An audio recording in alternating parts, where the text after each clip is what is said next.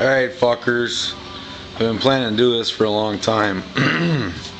For those of you who've been looking at power trim units to fix a short shaft boat for a long shaft motor, it would work, but I'm too cheap to buy one.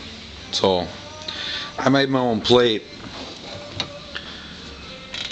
that bolts on the transom to bring the motor up 3.5 inches. I'd get a lot of splashing when I'm out on the lake because the water would kick up on the back of the motor and it'd fucking fill up the splash well here. And I made a plate at work that bolts onto the transom.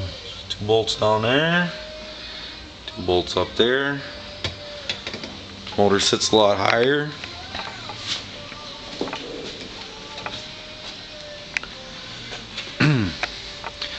Now it won't splash.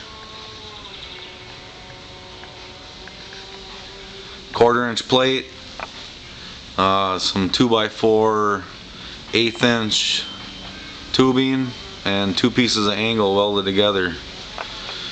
It's pretty stout. Motor ain't gonna go anywhere.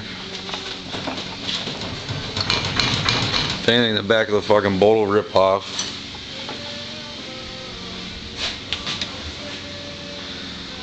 Pretty simple conversion to make a short shaft boat for a long shaft motor.